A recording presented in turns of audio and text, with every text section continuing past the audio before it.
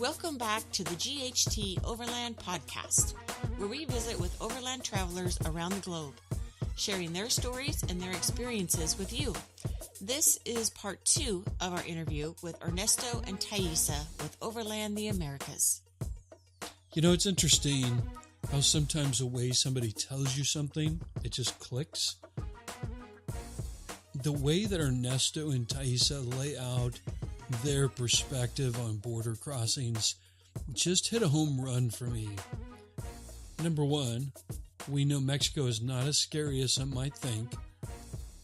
In this episode, you'll also learn about managing finances with currency changes, mapping and navigation, cell phone service without getting a SIM card at each country, and vehicle info for the overlander not wanting to spend intimate time with their vehicle. Intimate? Well, you know, I mean, it's all about romance, right? So when you're overlanding, a lot of people get very romantic about the vehicle that they go with. Passionate. No, romantic. Okay. And that's part of the experience, which is totally cool. But like Ernesto and Taisa, they understand where their skill sets are, and that just wasn't a piece that they were looking to scratch, to itch. Oh boy. Maybe those two don't go well together. In any case, they got a newer vehicle because they knew what their skill sets were. They knew what they wanted to experience on their trip, and working on a vehicle just wasn't one of them. But at the same time, super smart with how they went about making sure that they maintained the vehicle and keeping those costs in check by... Okay, I won't give it away. You got to listen to the episode. Really great information coming up. Let's jump into mastering border crossings. I think that that's one of the major concerns for anyone planning a trip like this, right? Like ourselves included. Before we left on a trip, we were like, how do you do that? And the stress of crossing from the United States to Mexico when everybody's going to tell you you're going to get killed, you know, right after you cross the border. So it really isn't that big of a deal. You become very savvy at doing this stuff, and you know, it's a very standard process, is what I'm trying to say. Like, it's when you fly on a plane, you get to the customs, and they ask for your passport, stamp you, and then that's it. Well, it is exactly the same thing, but in addition to that, you have to get your vehicle in. So that's the only thing that is different from flying to a foreign country. So you have half of the whole paperwork done already, which is your stamp on your passport. So and getting your vehicle in is, think of your car needs also. And our registration, and what else? Passports and licenses, just in case to have, you know, in advance at borders. Yeah, exactly. Driver's license. And some required a small fee to do this paperwork. And it is very standard. Every country is almost the same. It varies slightly from one to the next, where one country will require insurance, the other one doesn't. The other one requires it, and there's an office right there where you can get it. The other one will ask you to get it eventually or prior to. But there isn't. I mean, there are a lot of people that get very scared as if I don't know, they were not going to be let in. I think that you need to pay attention to the data that is being entered in. Make sure that your VIN number is correct, because that could end up in some complications eventually if you don't have the right information. If they made a mistake on the VIN number, that's a big deal, right? Like, or license plate. And again, I keep mentioning iOverlander, but the app is really useful because also at border crossings, there's usually pretty updated information that Wiki Overland gives provides you all that information. It's very up to date. And the border crossings got easier and easier the further south that we went. So like in South America, they very rarely asked for copies of things, and there were pretty much no fees at any of the borders. Exactly. It got easier and faster. For Central America, you ask if there's any border crossing that stand out. So I think the border crossings in Central America are a little bit more cumbersome. There are usually, especially the busy borders, a lot of people that want to offer their help, but you don't need it. And in fact, there are some people that we met on the road that paid these helpers and then got themselves into a situation. Exactly. Then they were taken advantage of, hundreds of dollars to be able to recover the documents. So never. It's like, I think like this personal. I don't know if Taisa feels this way. People think because the language barrier you're gonna have, it's better if you ask someone else. Like still, it doesn't make sense to me, right? You're gonna give your documents to someone that can't talk to you in English either, but that person is gonna help you with the agent at the immigration booth. It's like, it makes no sense. I mean, yeah. It's just an added risk. So basically, this is our personal perspective, that we don't think that you need a helper because they can take advantage. They can, for example, take your passport, and then they have your passport, and then you have to pay them hundreds of dollars to get it back, kind of thing. I mean, that's like, worst case scenario or whatever, but it has happened to others. So we're very careful of who we hand over our documents to. We're patient. I mean, and some of these helpers can be aggressive at certain borders. So you just have to kind of hold your ground and wait in line. If you got in the wrong line, then you ask again, and that's about it. Here's a little anecdote from Guatemala to El Salvador. We went through the border crossing that is near or farther west, close to the coast, and all truckers go through that border. So there's a huge line of trucks, and everybody think, well, someone that is not from there usually would think that you have to stay in line with all those trucks. Again, Taisa said, like, Overlanders are a great resource because, like, you can be a little bit more prepared. So you don't have to stay in line. You continue on, and they just head straight for the office. But there are a lot of these people that, as Taisa mentioned, they're very aggressive. So in motorcycles, they're like hovering all around you in the car. They're like tapping on your window really hard. Oh, wow. Oh my gosh. And to make you stop, because it's like, no, you have to go through a helper. It's like you really don't need any of that. Just like dismiss them completely. Don't even talk to them. Don't look scared. Just walk straight to the office and hold your documents. Just make sure that no one takes them. Don't believe anyone that has a little like a badge. lanyard with a badge. Just get to the office. Oh, so they're going to have a lanyard with a badge and try and look official, right? Some do, in some countries. And again, that was mostly in Central America. And you just hold your ground and and patience. I think it's a big one, right? Like, you're gonna get there. It doesn't matter. So I think that one sound piece of advice would be try to hit the border crossings as early as you can, especially in Central America, because it can take a few hours. It can anywhere from 30 minutes to 5 hours, if not more sometimes. But knowing that going in, you have time. Then you just go make your lunch or go buy something at the border, grocery store, whatever. It's just you'll be out of there in no time. And if you worry too much and you have like expectations of like, oh, I'm gonna do this border crossing in an hour, it's not. It's gonna be stressful. And I think the tip about starting early is really important, because a lot of times, I think in all of the countries so far, there's like really long lunches that they'll actually close the border at lunch. So starting early is really a good idea, aside from, having shorter lines, but then not having to wait there for lunch. That is true for Central America. In South America, it doesn't matter. Basically hit the border early enough so you get to your destination before dark. But you don't have to worry about any people hassling you, trying to help you in Central America, in South America. It's not a common thing. There are some, but they're way less aggressive, and yeah, you don't have to really worry about like making it to the border super early. Central Okay, so America be more than patient. anything else. Have your paperwork ready to go. Do your research. Sounds like iOverlander is definitely a place to check out. Yeah. And just go through the crossing and take your time and don't be stressed out about it, right?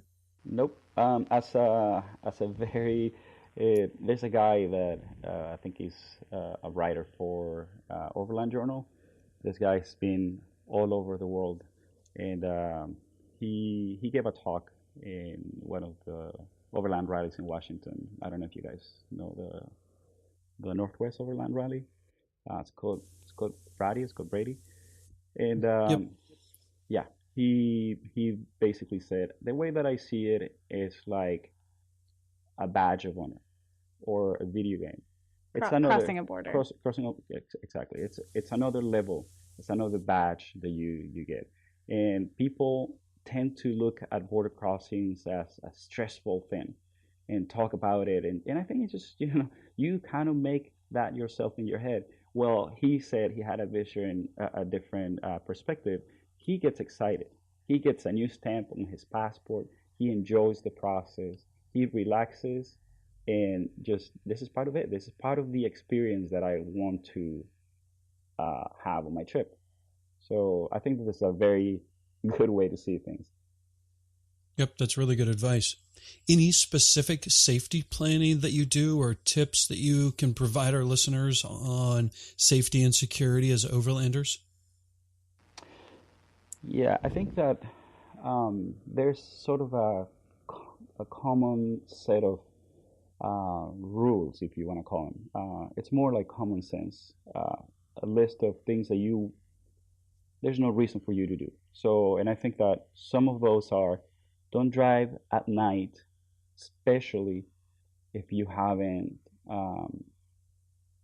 if you're not familiar with the area. If this is the first time you're going to be driving in a place, it's better if you don't do it at night. And the reasons for that are many. If there's anything beautiful, you're gonna miss it. You're not gonna see it. If anything happens, like you get a flat tire, you don't know if the area is safe. You're exposed because you're in the middle of the road. You increment the risks, exponentially. You don't know the conditions of the roads, so driving at night it's totally necessary. It just creates a lot more stress. So that's one of the things. Minimize your exposure. If you're in a little town that you know that it doesn't feel right, even if people say it is, but you have a gut feeling, or you're just looking around, just get out of there. There's no need for you to be driving around just to. And people look at license plates and target, in some places they target tourists. And if they see that you come from the United States or Europe or any other country, they know that you have things, that you have valuables in the car. So they're gonna. Not everyone. I'm just saying it's something that could happen. So we usually try to find secure parking if we need to, again, go grocery shopping, or if we wanted to see something in town, or at least park in a spot where we can see it from the restaurant or something like that. So we're actually very careful with where we park, and we always put our, we have like a shield, what is it called? A sunscreen shield. Yeah. On the window, on the windshield, sorry. So we kind of block out the windshield so people can't see into the car. That's kind of another thing that we actually use all the time. We have tinted windows too. Yeah, we have tinted windows that are illegal in some countries, and you'll be stopped, and people, they'll tell you have to pay a fine. That's part of a different story, but for safety, yeah. But for safety, I think that common sense goes a long way. It sounds cliche, but we're not paranoid. We don't get to a country thinking that oh man, the news or everybody says, and there's a lot of like red eye overlander points where it's like someone got robbed here. We have never had, well, with the exception of one time. It wasn't a break-in, but there was a bag that we had gear on, and it was on our spare tire. It got stolen, but like, come on, I mean, it was our fault. So we failed to abide to that very simple set of rules. It's just common sense, It's like you're not gonna leave your surfboard on the top of your car, just like in a city or yeah. Sure. I mean, those type things. So good common sense will go a long way, right? And just mitigate your risk. Yeah. Yeah, and trust your gut. Definitely, yeah. Okay, very good. What about currency? Have you guys found anything that works for you on changing currency as you're going from one country to the next?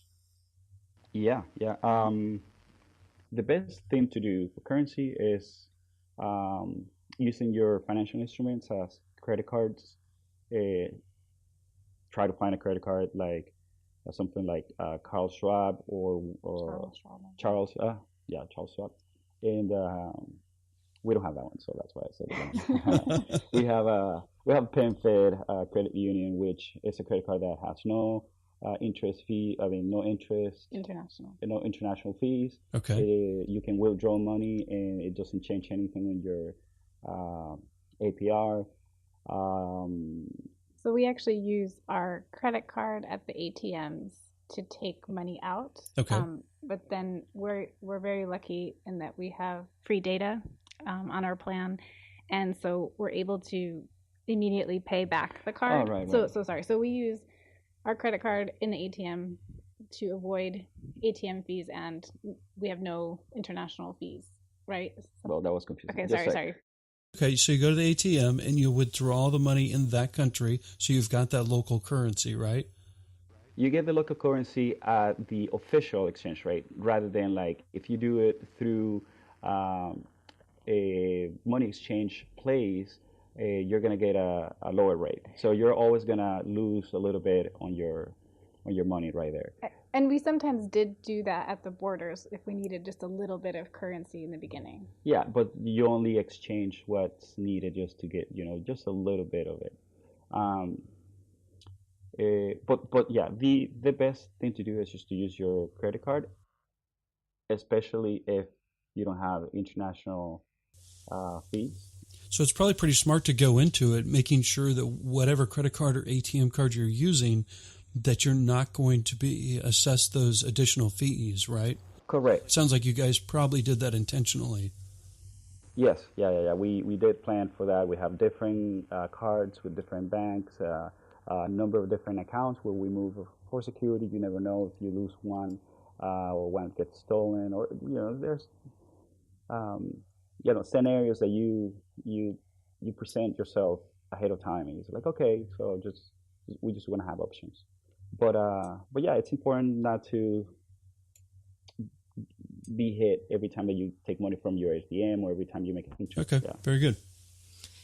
Do you guys work on the road? I have recurring clients that have reached out to get, a couple little things, updates or small projects done, and that's helped a little bit, but it's not something that sustains the trip. So it helps. What kind of work is it that you're doing for your clients? It's design. So anything that has to do with websites, user interfaces, mobile apps. I, in fact, volunteer for iOverlander just to get some workflows going, improved. And there are other clients, recurring clients that I work with, graphic design. Okay, cool. Let's get into a little bit more on navigation and communication. How do you make sure that you guys know where you are? You went through that a little bit with the Garmin, Maps.me, and iOverlander. Anything else that you can add to that, especially for new people just starting a trip? I know one of my concerns would be making sure that we never get lost.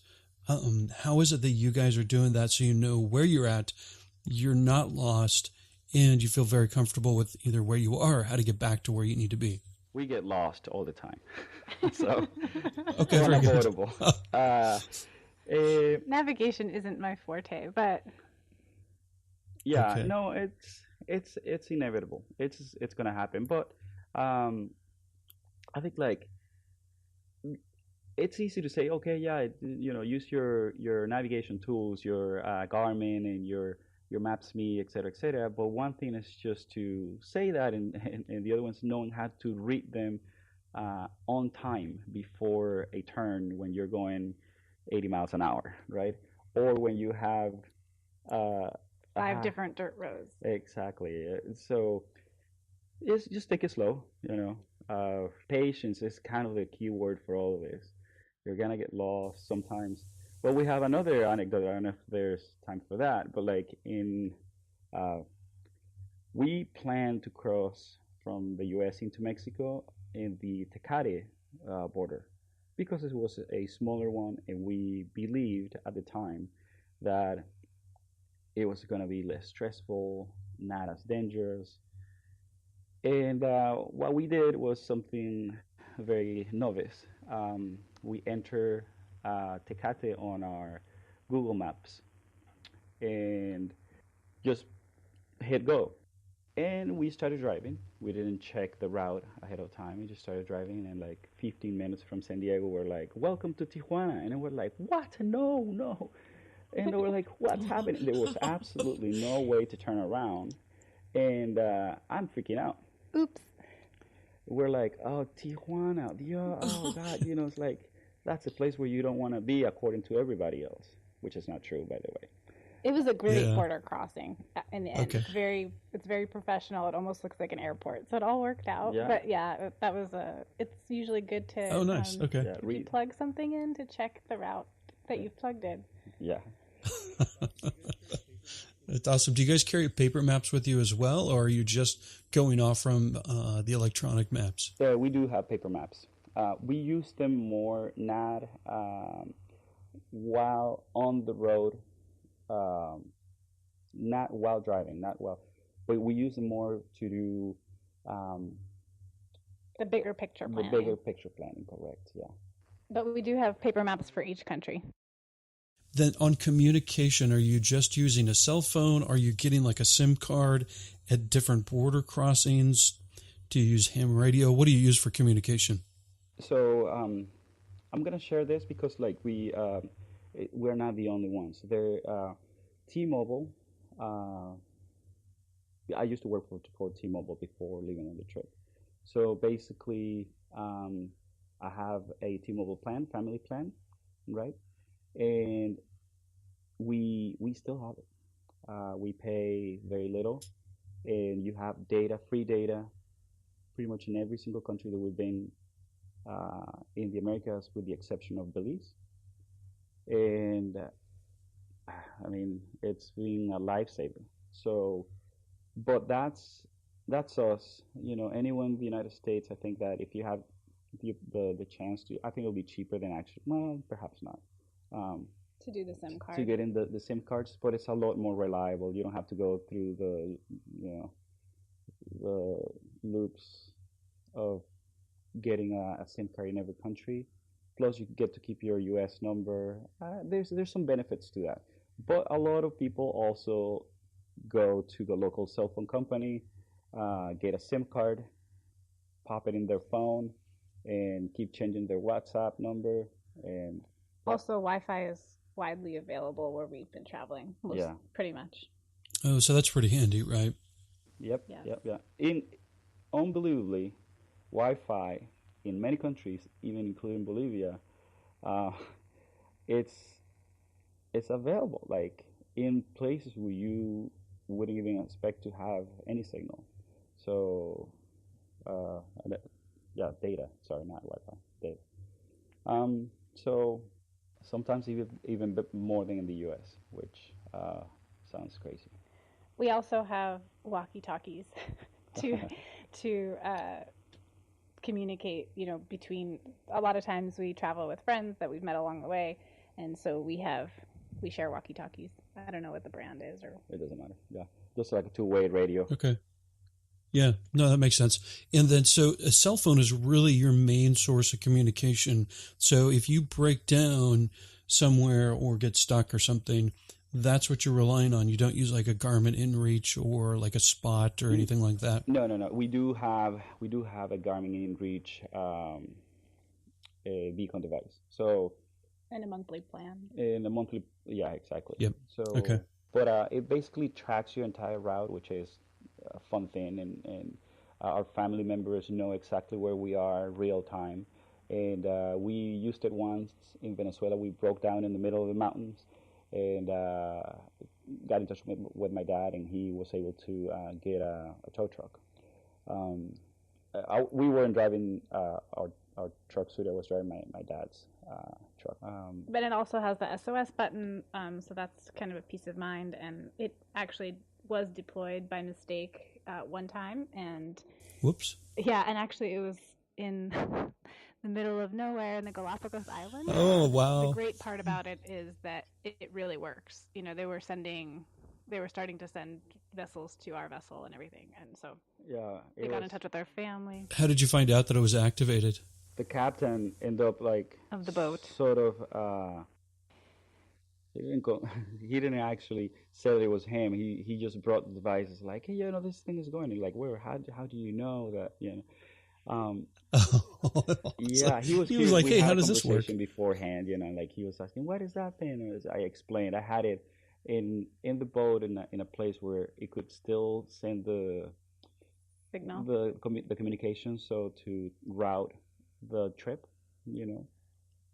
and I think he was just intrigued. He Yep. really wanted to. I told him, he's just like a kid, push the SOS button Just to and see if then- it works. and then he had Yep. people People called do to that. the U.S. to the Coast Guard, the Ecuadorian Coast Guard, and sending pretty much about to send all vessels around us to go find us, because like he denied it at the beginning, so he was like, no one's pressed anything, and so they became suspicious. And then he said that our kids pressed the button, and then my sister's on the line with the DeLorme person, and my sister's like, they don't have kids, something's fishy.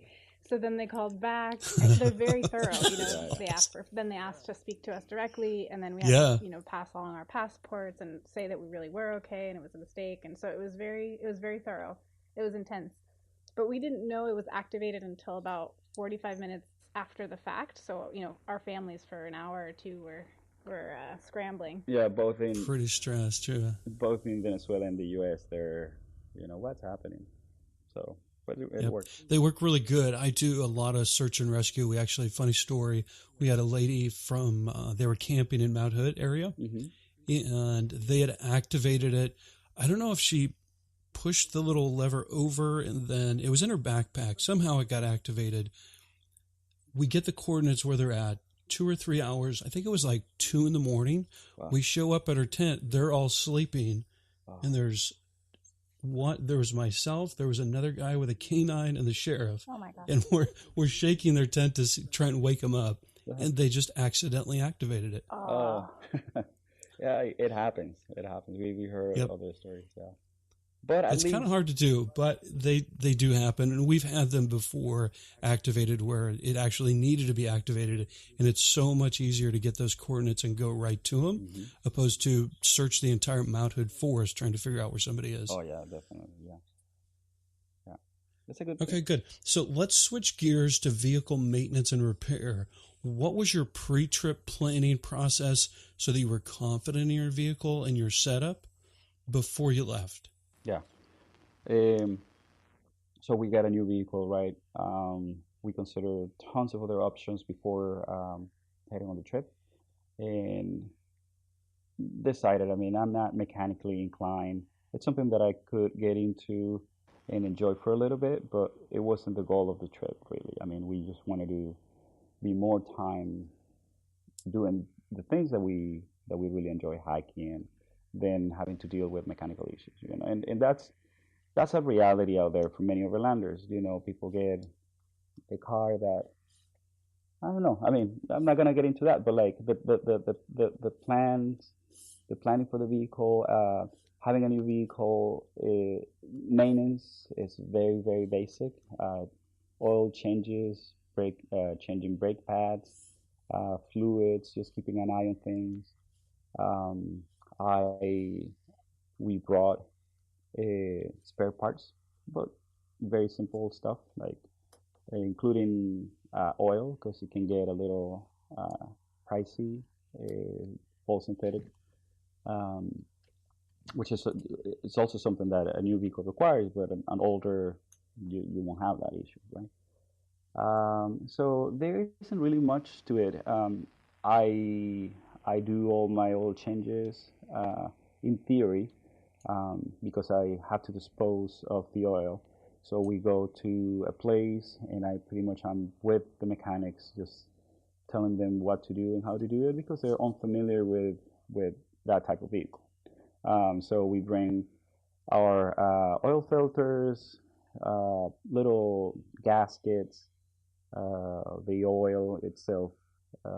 We have some extra air filters. So you go into that fairly prepared for just general maintenance and making sure that you keep up with everything. And it sounds like, are you getting like the oil filters and the oil as you go when you find a place that has that stuff? No, we got them ahead of time. So Okay. they don't really take that much space. The oil does, and the big engine air filters, they're bulky. But When I flew back home, I picked up some of like the air filters, for example.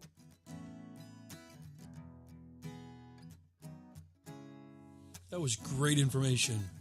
One of the first interviews we've done that we've taken, and we're actually splitting this one up into 3 episodes because the information that Ernesto and Taisa shared is just that good. It would really cut them short. It would cut you short as our listener if we left a bunch of that on the cutting room floor, if you would.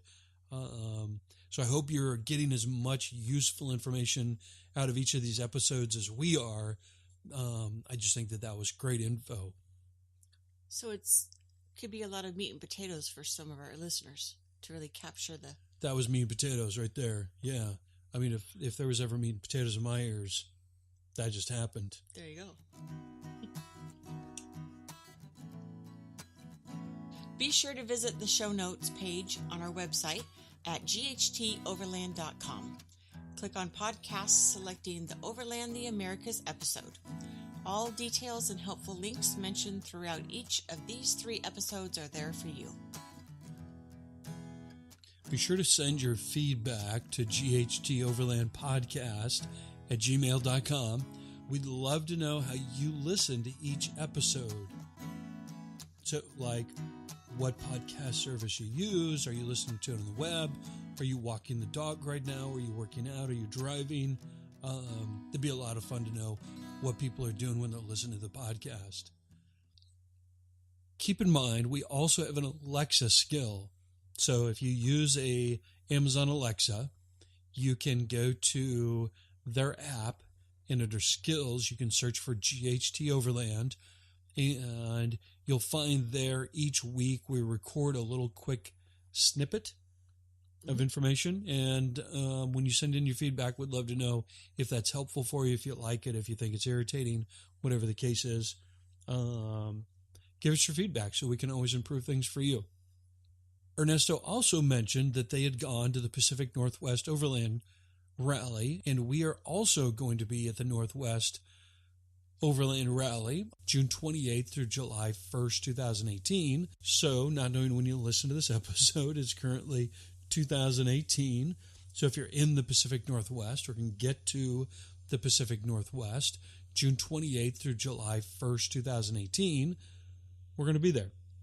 So, look us up. We'll have a booth. Hopefully, you find us. We'd like to shake your hand, say hi. Yeah, we're going to have T-shirts. We're also going to put up a board for people to write down other questions. So you can send it in on email. But if you're going to be there, we really like to collect. Are we asking all the questions you really want answered? Or are there other questions you're like, oh boy, I wish they would ask this. Yeah. This is a burning question that I have that nobody ever talks about or nobody asks. So give us your feedback there. And hopefully we'll meet you at the Pacific Northwest Overland Rally, again, June 28th through July 1st, and we're talking about 2018. Now, before you race off, it would mean the world to us. If you'd share the podcast with a friend or two, click on some gold stars for a nice rate and review. That was somebody running off. Give GHT Overland some love so we can reach as many overlanders as possible, passing on priceless experience, knowledge, and stories of overlanders doing good in the world. Bye! Cheers.